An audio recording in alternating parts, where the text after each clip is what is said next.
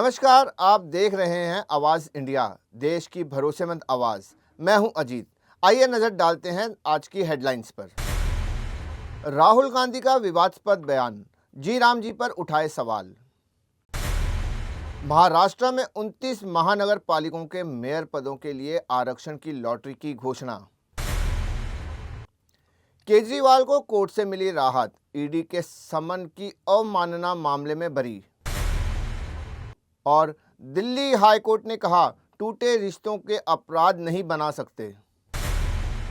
कांग्रेस सांसद राहुल गांधी ने गुरुवार को मनरेगा बचाओ मोर्चे के कार्यक्रम में मोदी सरकार के नए कानून जी राम जी पर विवादास्पद बयान दिया। राहुल ने कहा कि उन्होंने इस नए कानून के बारे में ठीक से जानकारी नहीं है और इसे लेकर सवाल उठाए। राहुल ने कहा, यह नया कानून क्या है मुझे नहीं पता, जी ग्राम जी पता नहीं क्या। इसके बाद कांग्रेस अध्यक्ष मल्लिकार्जुन खड़गे ने कहा कि हमें भी नहीं पता क्या नाम है, लेकिन हम मनरेगा पर इस सत्र में संसद में लड़ेंगे। राहुल गांधी ने इस दौरान मनरेगा की महत्ता को बताते हुए कहा कि यह योजना गरीबों को काम का अधिकार देने के लिए बनाई गई थी।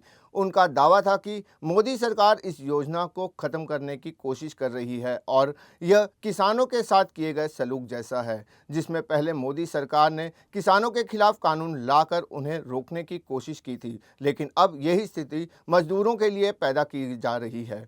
उन्होंने कहा कि यदि गरीब एकजुट होते हैं तो सरकार को इस कानून को वापस लेना पड़ेगा। वहीं सरकार ने विपक्ष पर गलत जानकारी फैलाने का आरोप लगाया। महाराष्ट्र के 29 नगर निगमों के चुनाव परिणाम घोषित होने के बाद राज्य सरकार ने महिला मेयर के लिए आरक्षण की घोषणा की है। इस घोषणा के अनुसार 50% महिला आरक्षण नीति के तहत 29 में से 15 नगरों में इस वर्ष महिला मेयर चुनी जाएंगी। यह कदम राज्य के स्थानीय स्वशासन में महिलाओं की भूमिका को और मजबूत करेगा। गुरुवार को मंत्रालय में शहरी विकास राज्य मंत्री माधुरी मिसाल की उपस्थिति में इस आरक्षण की घोषणा की गई। इस फैसले के तहत महाराष्ट्र के प्रमुख शहरों जैसे मुंबई, पुणे, नागपुर और नासिक में भी महिलाओं के लिए सामान्य आरक्षण किया गया, जिससे इस शहरों में महिला मेयर बनेगी। इससे राज्य के प्रमुख शहरों का विकास अब महिलाओं के हाथों में होगा। इसके अलावा महिला मेयर के लिए आरक्षण के चलते अन्य कई नगर निगमों में राजनीतिक समीकरण बदल गए हैं। कई पुरुष नेताओं के लिए यह एक नई चुनौती पेश कर रहा है, जो लंबे समय से मेयर बनने के सपना देख रहे थे। मुंबई नगर निगम के मेयर पद के लिए आरक्षण के फैसले में हाल ही में एक विवाद उठ खड़ा हुआ है। खासकर शिवसेना उद्धव ठाकरे के गुट ने इस लॉटरी प्रक्रिया पर आपत्ति जताई है, क्योंकि महिला मेयर के लिए आरक्षण का फैसला किया गया है, जबकि पहले यह पद अनुसूचित जाति के लिए आरक्षित था। शहरी विकास राज्य मंत्री माधुरी मिसाल ने इस विवाद पर कहा कि आरक्षण की प्रक्रिया पूरी तरह से नियमों के अनुसार की गई है। उन्होंने स्पष्ट किया कि 29 नगर निगमों के लिए लॉटरी निकाली गई थी और इसमें एसटी आरक्षण के तहत कुछ नगर निगमों को आरक्षण मिला। उन्होंने बताया कि कल्याण, डोंबिवली जैसे शहरों को एसटी आरक्षण मिला क्योंकि यहाँ 3 या उससे अधिक सीटें थीं, जिससे इन क्षेत्रों में लॉटरी के जरिए एसटी आरक्षण लागू किया गया। माधुरी मिसाल ने यह भी बताया कि जिन नगर निगमों में पहले से ही महिला आरक्षण था, उन शहरों को लॉटरी से बाहर रखा गया। इस तरह 29 नगर निगमों में कुल मिलाकर 15 शहरों में लॉटरी प्रक्रिया हुई, जिसमें से 9 नगर निगमों में महिला आरक्षण घोषित किया गया। ठाकरे गुट द्वारा इस निर्णय पर आपत्ति जताए जाने के बाद माधुरी मिसाल ने कहा कि यह आपत्ति नियमों पर आधारित नहीं है। उन्होंने कहा कि प्रशासन ने पूरी प्रक्रिया को पारदर्शिता से किया है।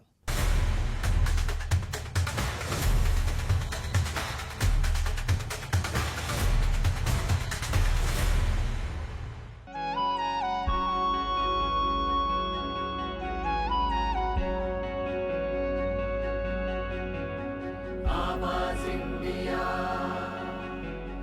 आवाज इंडिया, आवाज इंडिया, आवाज इंडिया।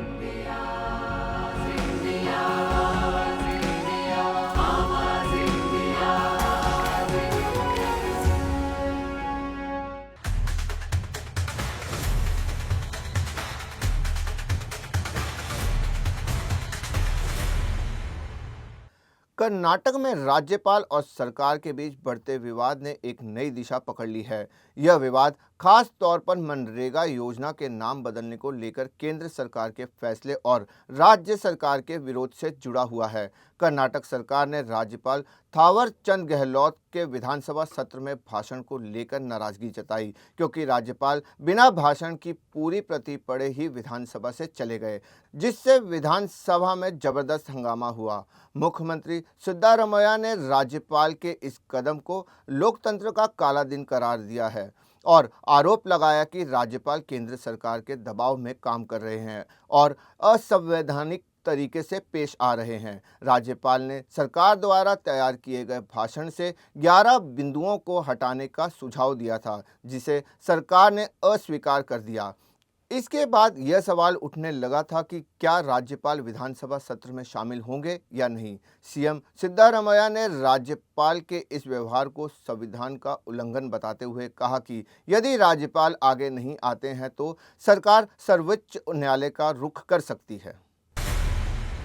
राष्ट्रीय स्वयंसेवक संघ के सरसंघ चालक मोहन भागवत आज डिडवाना के छोटे खाटू में आयोजित मर्यादा महोत्सव में शामिल हुए। यह कार्यक्रम जैन समाज द्वारा आचार्य महाशरण के सानिध्य में आयोजित किया गया था। इस दौरान भागवत ने संतों की वाणी का श्रवण किया और अपने संबोधन में भारतीय संस्कृति और समाज के नैतिक मूल्यों पर प्रकाश डाला। भागवत ने कहा कि भारत का उद्देश्य दुनिया को मर्यादा का पाठ पढ़ाना है और यह शिक्षा केवल भाषणों या पुस्तकों से नहीं बल्कि हमारे आचरण से देना होगा। उन्होंने समय की महत्ता को भी रेखांकित करते हुए कहा कि शास्त्र सत्य आज भी प्रासंगिक है, लेकिन इनका पालन करने का तरीका समय के साथ बदलता है। उन्होंने भारतीय समाज के आध्यात्मिक और नैतिक मूल्यों की सराहना करते हुए कहा कि भारतीय समाज में दान और परोपकार की भावना अब भी मजबूत है। भागवत ने यह भी बताया कि भारत का लक्ष्य दुनिया को जीतना नहीं बल्कि अपने आचरण से दिशा दिखाना और दुनिया को संस्कारित करना है। दिल्ली के पूर्व मुख्यमंत्री अरविंद केजरीवाल को एक बड़ी राहत मिली है। राउज एवेन्यू कोर्ट की स्पेशल अदालत ने उन्हें प्रवर्तन निदेशालय के समन की अवमानना मामले में बरी कर दिया है। यह फैसला आबकारी नीति से जुड़ी जांच के दौरान ईडी द्वारा भेजे गए समन की तामील न करने के मामले में आया है।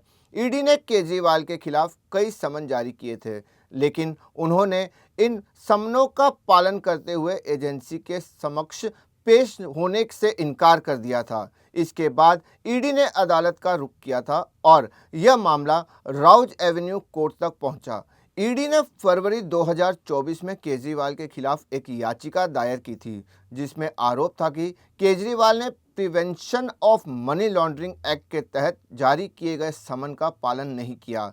इस मामले में ईडी ने 5 अलग अलग तरीकों पर समन जारी किए थे, लेकिन केजरीवाल एजेंसी के सामने पेश नहीं हुए। यह जांच सीबीआई द्वारा 17 अगस्त 2022 को दर्ज किए गए एक मामले से जुड़ी हुई थी, जिसमें दिल्ली एक्साइज पॉलिसी 2021-22 में कथित अनियमितताओं का आरोप था।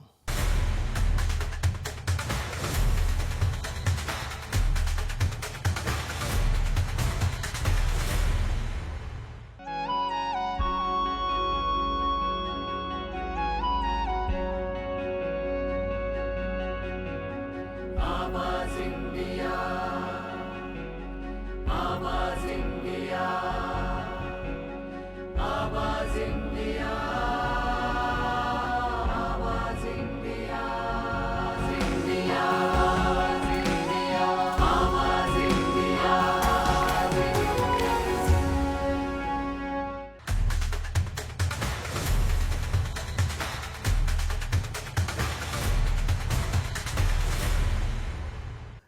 दिल्ली हाईकोर्ट ने हाल ही में एक महत्वपूर्ण फैसले में कहा कि बालिग लोग आपसी सहमति से बने रिश्ते को टूटने के बाद रेप जैसे आपराधिक मामलों में नहीं ला सकते। कोर्ट ने ये आदेश देते हुए यह कहा कि रिश्तों का टूटना किसी अपराध का कारण नहीं बनता और इसे कानून का गलत इस्तेमाल करने के तौर पर देखा जा सकता है। कोर्ट ने यह भी स्पष्ट किया कि जो बालिग व्यक्ति मर्जी से और सोच समझ किसी रोमांटिक रिश्ते में आता है, उसे रिश्ते के टूटने से जुड़ी भावनात्मक परेशानियों और चुनौतियों का सामना करने के लिए तैयार रहना चाहिए। ऐसे मामले में कई बार भावनात्मक एहतियात और निराशा के कारण गलत आरोप लगाए जाते हैं, जो असल में व्यक्तिगत शिकायत हो सकती है, न कि आपराधिक जुर्म। यह फैसला एक एफआईआर के बारे में था, जिसमें महिला ने आरोप लगाया था कि आरोपी ने उसे रोमांटिक रिश्ते में बांधकर शादी का झूठा वादा किया और बाद में उसका यौन शोषण किया। लेकिन कोर्ट ने इस एफआईआर को रद्द करते हुए कहा कि दोनों के बीच व्हाट्सएप चैट से यह साफ हो गया कि यह महिला थी जिसने पहली बार आरोपी के प्रति अपनी भावनाएं व्यक्त की थी। चैट में किसी प्रकार का शादी का वादा नहीं पाया गया और मामला एक आपसी सहमति से बने रोमांटिक रिश्ते का प्रतीत हुआ। हर साल 26 जनवरी को देश की सबसे भव्य परेड होती है, जो न केवल हमारी सैन्य शक्ति और संस्कृति धरोहर का प्रदर्शन करती है। गणतंत्र दिवस परेड भारत की सैन्य ताकत, संस्कृति विविधता और राष्ट्रीय एकता का प्रतीक है। 26 जनवरी को नई दिल्ली के कर्तव्य पथ पर होने वाला यह आयोजन देश का सबसे बड़ा औपचारिक समारोह माना जाता है। इसमें थल सेना, नौसेना, वायुसेना, अर्धसैनिक बल, एनसीसी, स्कूली बच्चे और राज्य की झांकियां हिस्सा लेती हैं। फुल ड्रेस रिहर्सल गणतंत्र दिवस से पहले होने वाली आखिरी और सबसे अहम तैयारी होती है। वहीं 26 जनवरी को राष्ट्रपति ध्वजारोहण करते हैं और परेड की औपचारिक सलामी लेते हैं। इसके अलावा मुख्य परेड का सीधा प्रसारण देश विदेश में किया जाता है, जबकि रिहर्सल ज़्यादा तकनीकी जांच और अभ्यास पर केंद्रित होती है। इस रिहर्सल का मुख्य उद्देश्य 26 जनवरी के दिन किसी भी तरह की गलती से बचना होता है। टाइमिंग, अनुशासन, सुरक्षा और समन्वय की आखिरी जांच इसी दिन की जाती है। अधिकारियों के लिए यह सुनिश्चित करने का मौका होता है कि परेड बिना किसी रुकावट के तय समय पर पूरी हो। देश और दुनिया की बड़ी खबरों में फिलहाल के लिए इतना ही। बने रहिए आवाज़ इंडिया के साथ। तब तक के लिए नमस्कार। आवाज़ इंडिया।